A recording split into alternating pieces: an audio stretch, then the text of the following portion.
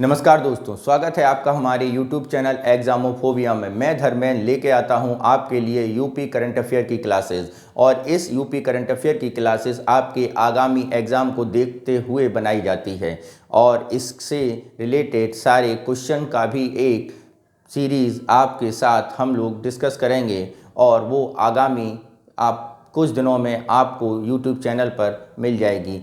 इसके अलावा बच्चों, हम लोगों ने अभी तक यूपी पीसीएस से रिलेटेड करंट अफेयर का डिस्कस किया और उसे समझा। आज हम लोग देखेंगे उसी सीरीज़ की अगली कड़ी, जिसमें हम यूपी पीसीएस से रिलेटेड फरवरी, जनवरी, मार्च महीने का करंट अफेयर डिस्कस कर रहे हैं। तो देखते हैं हम आज का करंट अफेयर। तो आज का हमारा करंट अफेयर है नियुक्तियों से लेकर। किससे लेकर बच्चों? नियुक्तियों को लेकर। तो नियुक्तियों से रिलेटेड अगर हम बात करें तो हमारे सुप्रीम कोर्ट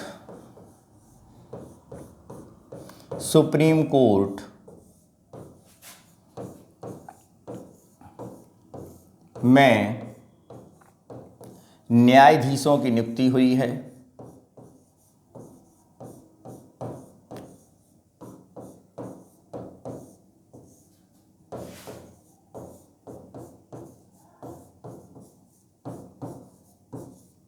न्यायाधीशों की नियुक्ति हुई है। इसको समझते हैं कि ये महत्वपूर्ण कैसे है। ये बच्चों हमारे यूपी के लिए इसलिए महत्वपूर्ण है कि हमारे उत्तर प्रदेश हाई कोर्ट के मुख्य न्यायाधीश अब कहाँ पर नियुक्त कर दिए गए हैं। अब वो सुप्रीम कोर्ट के न्यायाधीश के पद पर नियुक्त कर दिए गए हैं या उनका स्थानांतरण हो गया है। तो बच्चों, उत्तर प्रदेश के मुख्य न्यायाधीश राजेश बिंदल कौन हैं? राजेश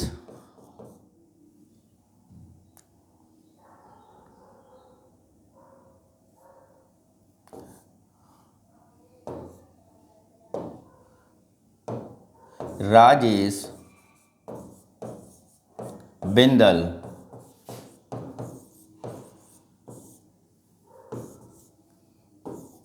की नियुक्ति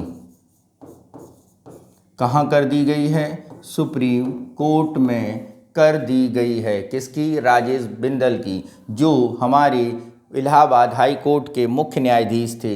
इसके अलावा गुजरात के मुख्य न्यायाधीश कौन थे? उनकी भी नियुक्ति सुप्रीम कोर्ट में कर दी गई है। उनका नाम अगर हम बात करें, अरविंद कुमार। क्या नाम था?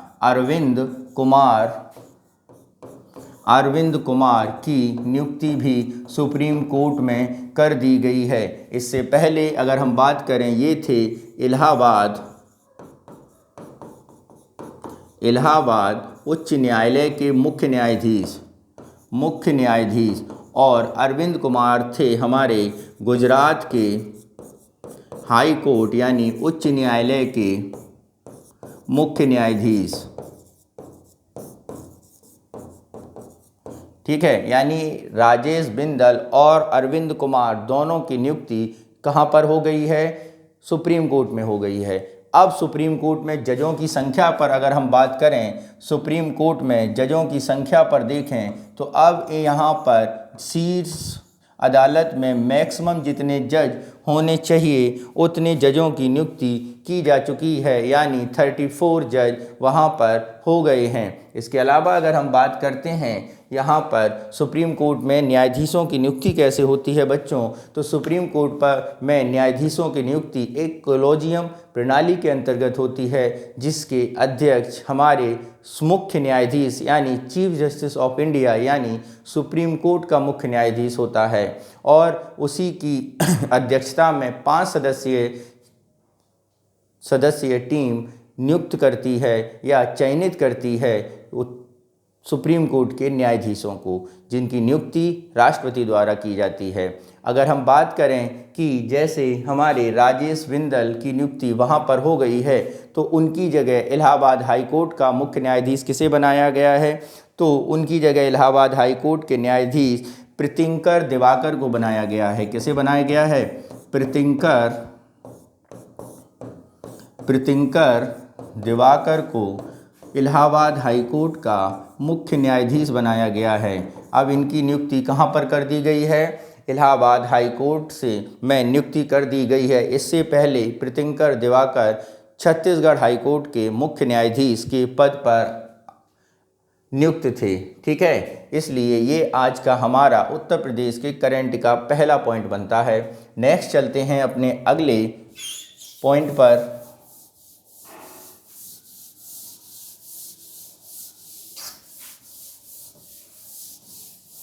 अगला पॉइंट देखते हैं हम लोग। अगला हमारा है ग्लोबल इन्वेस्टर समिट। कौन सा बच्चों? ग्लोबल इन्वेस्टर समिट से रिलेटेड। इसमें क्या हुआ है जरा इसे देखते हैं। तो इसमें बच्चों श्रेयस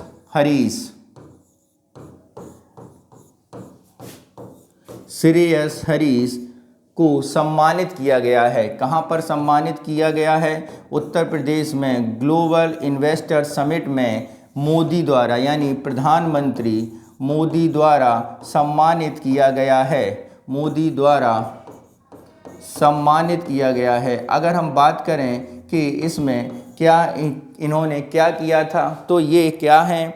ये हैं एक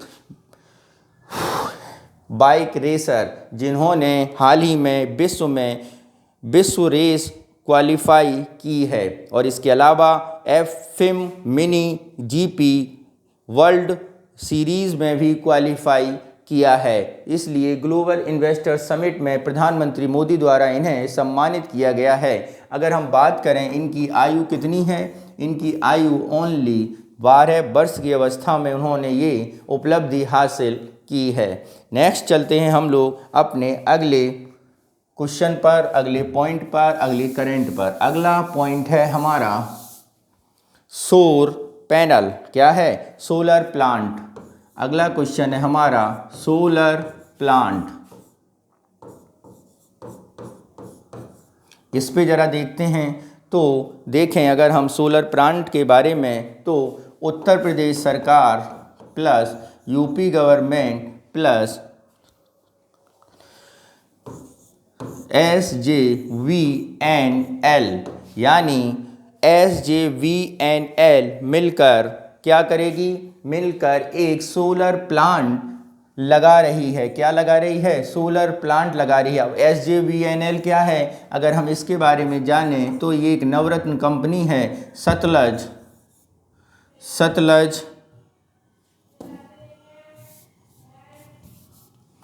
क्या है? सतलज जल विद्युत निगम लिमिटेड। जल विद्युत निगम लिमिटेड ने एक सोलर प्लांट लगाने की बात कही है उत्तर प्रदेश सरकार के साथ। और ये सोलर प्लांट कहाँ लगेगा बच्चों? ये सोलर प्लांट इसके कानपुर में लगेगा। अगर हम इस प्लांट की विशेषता के बारे में करें तो 3000 एकड़ में फैला होगा। और ये कितनी विद्युत का उत्पादन करेगा? तो बच्चों ये 700 मेगावाट जल विद्युत का उत्पादन करेगा। ठीक है बच्चों, 300 एकड़ में होगा और 700 मेगावाट जल विद्युत का उत्पादन करेगा। अगर हम इस सोलर प्लांट की लागत के बारे में बात करें तो ये कितने, यानी 3500 करोड़ रुपए में लगाया जाएगा। कितने में लगाया जाएगा बच्चों? 3500 करोड़ रुपए में लगाया जाएगा। तो मेन क्वेश्चन क्या बनता है कि ये सोलर प्लांट किसकी सहायता से? सतलुज जल विद्युत निगम लिमिटेड की सहायता से लग रहा है। और ये कहाँ पर लग रहा है? उत्तर प्रदेश के कानपुर में लग रहा है। नेक्स्ट चलते हैं हम लोग अगले टॉपिक पर।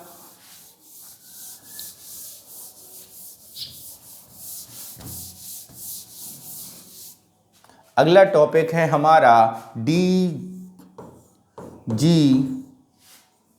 वैन। क्या है बच्चों? DG van. DG वैन समझते हैं। तो DG वैन जो हाल ही में उत्तर प्रदेश के मुख्यमंत्री योगी आदित्यनाथ द्वारा अपने आवास से झंडी दिखाकर रवाना की गई है।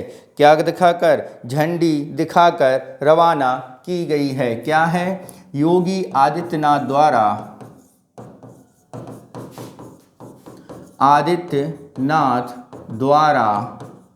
रवाना। अब इसमें है क्या बच्चों, अगर इसकी बात करें तो डीजी वैन यानी डिजिटल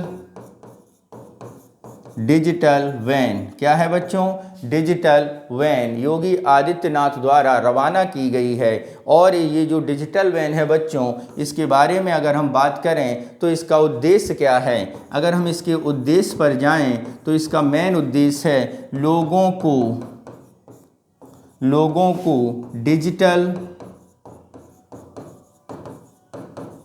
कार्यक्रमों से परिचित कराना। क्या, डिजिटल कार्यक्रमों से परिचित कराना, यानी उन्हें डिजिटल इंडिया के अभियान से जोड़ना, जिसके अंतर्गत बच्चों क्या होगा, जिसके अंतर्गत आप देखते हैं माई जॉब, माई गॉव यानी my government, digital locker, digital के अन्य प्लेटफॉर्म जैसे आपका ई नेम, ई हॉस्पिटल, गेम पोर्टल, यूपीआई, ठीक है, GSTN, उमंग, साइबर सुरक्षित भारत के अंतर्गत ये सारे कार्यक्रम किए जा रहे हैं। यानी कुल मिला के लोगों को डिजिटलीकृत कार्यक्रम से जोड़ना और उन्हें डिजिटल के लाभ और सरकार की चलने वाली योजनाओं के बारे में बताना। ठीक है बच्चों, तो किसने किया, योगी आदित्यनाथ ने अपने आवास यानी लखनऊ से इस वैन को रवाना किया। नेक्स्ट चलते हैं हम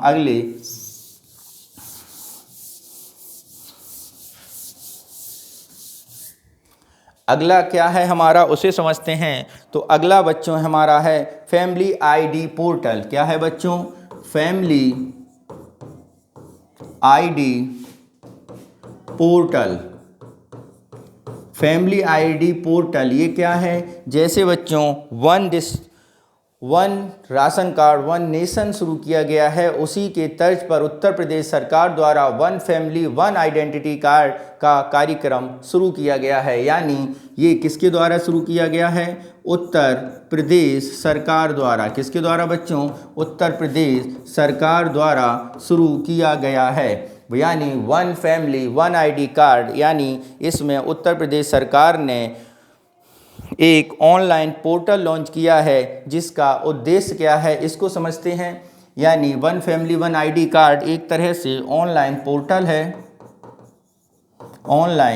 पोर्टल है। तो इसमें उत्तर प्रदेश सरकार क्या करेगी, इसमें उत्तर प्रदेश सरकार उन लक्षित लोगों को ढूंढेगी, यानी लक्षित लोगों को जिनके पास राशन कार्ड नहीं है, जिनके पास राशन कार्ड नहीं है, उन लोगों को क्या प्रोवाइड कराएगी, उन्हें सस्ता खाद्य उपलब्ध कराएगी। क्या कराएगी, सस्ता खाद्य उपलब्ध कराएगी। इसके अलावा उन्हें मुफ्त इलाज की सुविधा भी दी जाएगी, मुफ्त इलाज की सुविधा भी होगी। इसके अलावा अगर हम बात करें कि इसकी पात्रता क्या है, तो बच्चों इसकी पात्रता ये है कि जिनके पास राशन कार्ड नहीं है और जिनकी वार्षिक आय 3 लाख रुपए से कम है, उनके लिए ये सारे कार्यक्रम होंगे और प्रत्येक परिवार को इस ऑनलाइन पोर्टल पर अपने आप को रजिस्टर्ड करवाना होगा। यही है one family one ID card, यानी one family identity card. Next चलते हैं हम लोग अगली पॉइंट पर। अगला जो हमारा करेंट अफेयर है वो हमारे गणतंत्र दिवस से रिलेटेड है, यानी गणतंत्र दिवस से संबंधित कुछ तथ्य।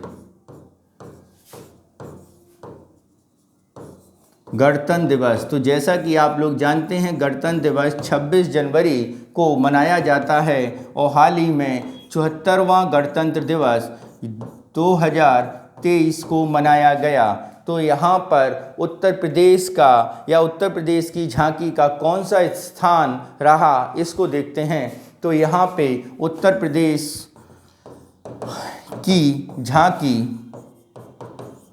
किस नंबर पर रही बच्चों, तीसरे नंबर पर रही। किस नंबर पर रही बच्चों, तीसरे नंबर पर। यदि हम इससे पहले वाले की झांकी देखें तो दूसरे नंबर पर महाराष्ट्र की झांकी रही। महाराष्ट्र की झांकी कितने नंबर पर? सेकंड नंबर पर। जबकि हमारे पड़ोसी राज्य उत्तराखंड की झांकी फर्स्ट नंबर पर रही। उत्तराखंड की झांकी बच्चों किस नंबर पर रही? फर्स्ट नंबर पर रही। अब बात आती है कि इन झांकियों के अंतर्गत क्या थीम या यहाँ पर किस किस को क्या सब्जेक्ट पर बनाई गई थी। तो अगर हम बात कर देते हैं अपने उत्तर प्रदेश की, तो उत्तर प्रदेश की जो झांकी थी उसकी थीम अयोध्या में दीपोत्सव, अयोध्या में दीपोत्सव की थीम पर आधारित थी। जबकि अगर हम महाराष्ट्र की बात करें तो महाराष्ट्र की बात किस थीम पर आधारित थी? तो महाराष्ट्र की थी आपकी आज़ादी का अमृत महोत्सव। क्या थी बच्चों? आज़ादी का अमृत महोत्सव एवं नारी शक्ति पर आधारित थी।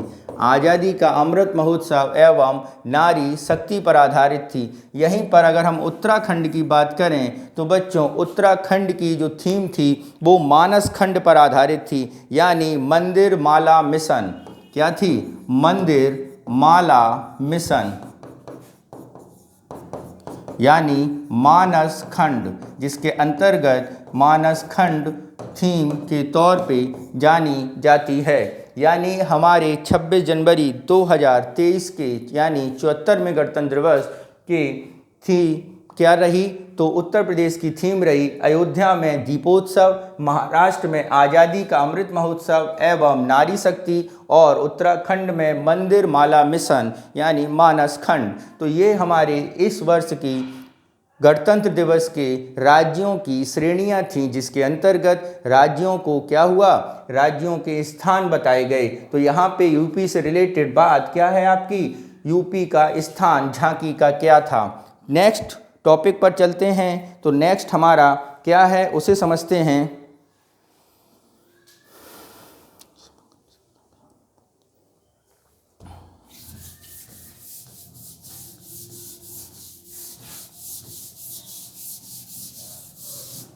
नेक्स्ट है हमारा समग्र शिक्षा अभियान। क्या है? समग्र शिक्षा अभियान। इसमें क्या है जरा इसे समझते हैं। समग्र शिक्षा अभियान ये किसने शुरू किया है बच्चों? तो समग्र शिक्षा अभियान शुरू किया गया है उत्तर प्रदेश सरकार द्वारा। किसके द्वारा? उत्तर प्रदेश सरकार द्वारा। और इसमें क्या है बच्चों? इसमें है, अगर हम इसका उद्देश्य की बात करें, इसके पर्पस की बात करें, तो इसमें वंचित वर्ग की बेटियों को सक्षम और आत्मनिर्भर बनाना। क्या है? पहला जो है उद्देश्य हमारा वंचित वर्ग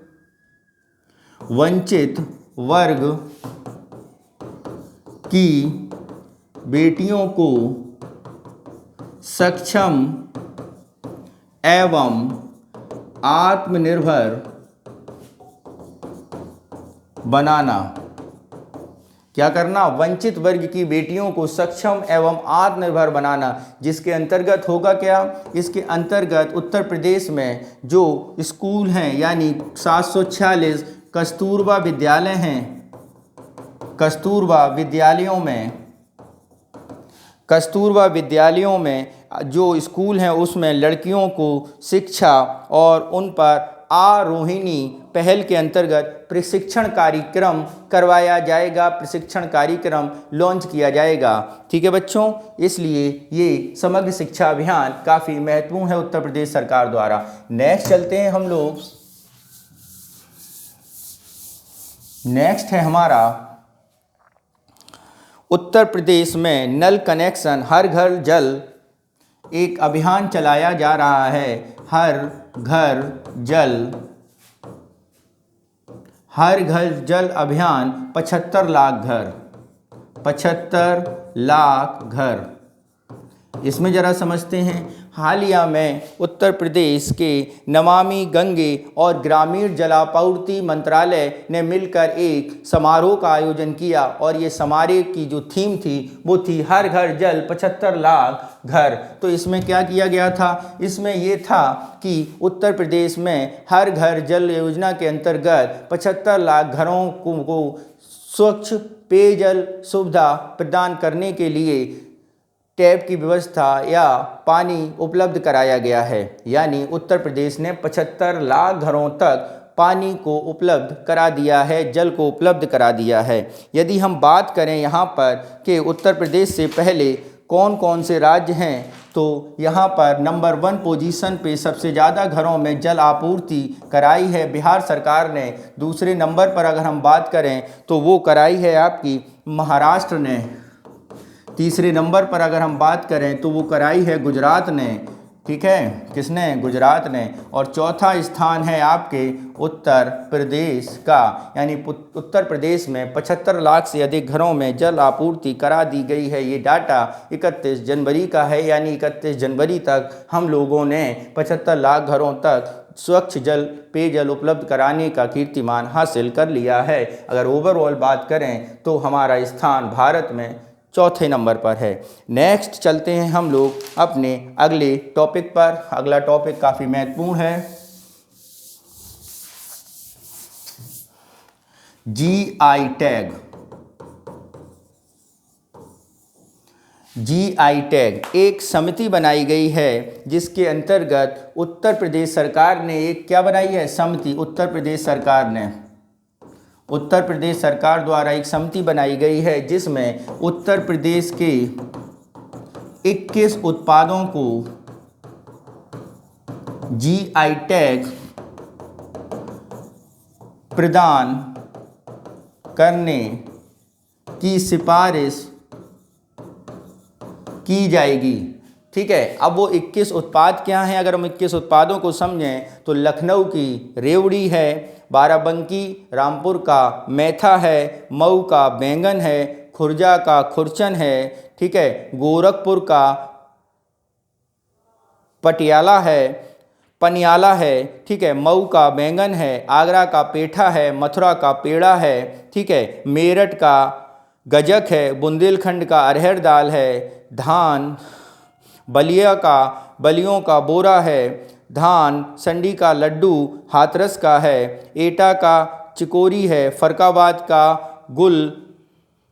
गुलाब फुलवा आलू है और फतेहपुर का पेड़ा और सोनभद्र का चिरौंजी। तो इस तरह कुछ उत्पाद, यानी कुल कितने उत्पादों की अगर हम बात करें, 21 उत्पादों को शामिल करने की बात की गई है। और इन 21 उत्पादों में लखनऊ की रेवड़ी प्रमुख है, आगरा का पेठा प्रमुख है, मेरठ की गजक प्रमुख है, बुंदेलखंड की अरहर की दाल प्रमुख है। ऐसे उत्पादों को बताया गया है। अगर हम यहाँ पे बात कर लेते हैं कि जीआई टैग होता क्या है बच्चों, तो जीआई टैग एक आइडेंटिटी होती है किसी प्रमुख उत्पाद की। ठीक है, तो इस जीआई टैग की अगर भारत में शुरुआत की बात करें तो ये शुरुआत की गई थी 2004 में, जिसके अंतर्गत सबसे पहले अगर हम बात करें किस उत्पाद को पहला जीआई टैग दिया गया था, वो दिया गया था दार्जिलिंग की चाय को पहला जीआई टैग दिया गया था। कब दिया गया था दार्जिलिंग की चाय को बच्चों? दार्जिलिंग की चाय को दिया गया था 2004 में। ठीक है, तो ये क्या है, हमारा करंट अफेयर है। नेक्स्ट चलते हैं हम लोग अपने अगले पॉइंट पर। तो अगला जो हमारा पॉइंट है वो है यजुवेंद्र चहल। क्या है, यजुवेंद्र चहल ने क्या किया है, इसे समझते हैं। यजुवेंद्र चहल T20 क्रिकेट में सबसे ज़्यादा विकेट लेने वाले भारतीय बन गए हैं। T20 क्रिकेट में सबसे ज़्यादा विकेट लेने वाले भारतीयों में किसका नाम हो गया है? यजुवेंद्र चहल का नाम हो गया है। सबसे ज़्यादा विकेट लेने वाले भारतीय बन गए हैं। ठीक है, यानी भारतीय खिलाड़ियों में सबसे ज़्यादा विकेट किसने लिए हैं? यजुवेंद्र चहल ने लिए हैं। ये महत्वपूर्ण कैसे हो गया है? तो लखनऊ में खेला गया अंतर्राष्ट्रीय मैच न्यूजीलैंड वर्सेस इंडिया के बीच, उस मैच में अपने 75वें मैच में इन्होंने 91 विकेट लेकर अपने से पहले उत्तर प्रदेश के भुवनेश्वर कुमार जिन्होंने 90 विकेट लिए थे, उनका रिकॉर्ड तोड़कर सबसे ज़्यादा विकेट लेने का कीर्तिमान स्थापित किया है। यदि हम टॉप 3 क्रिकेटरों को देख लें जो सबसे अधिक विकेट लेते हैं भारत में, तो यजुवेंद्र चहल हैं, उसके बाद आपके भुवनेश्वर कुमार हैं, ठीक है, और उसके बाद हमारे रविंद्र अश्विन हैं, ठीक है। ठीक, तो कितने विकेट ले लिए हैं यजुवेंद्र चहल ने? 90 विकेट ले लिए हैं बच्चों। तो बच्चों ये आपका उत्तर प्रदेश से रिलेटेड करंट अफेयर था, जिसका PDF आपको हमारे टेलीग्राम चैनल पर मिल जाएगा। और टेलीग्राम चैनल कैसे मिलेगा? वो यूट्यूब चैनल के डिस्क्रिप्शन में लिंक दिया गया है, वहाँ से मिल जाएगा बच्चों। तो आप इसका नोट्स बनाइए और हमारे यूट्यूब चैनल से लगातार जुड़े रहिए, क्योंकि हम लोग यूपी करंट अफेयर में काफ़ी मेहनत कर रहे हैं और आपके यूपी से रिलेटेड सारे क्वेश्चनों को सॉल्व करवाने की कोशिश कर रहे हैं, क्योंकि यूपी PCS में वैसे भी यूपी यानी उत्तर प्रदेश के 2 पेपर मेंस के बढ़ा दिए गए हैं, और जो आपके सपने को पूरा करने में, अच्छे मार्क्स दिलाने में काफ़ी सहायक सिद्ध होंगे। ठीक है बच्चों, मन लगा के पढ़ाई करिए, ध्यान रखिए। जय हिंद।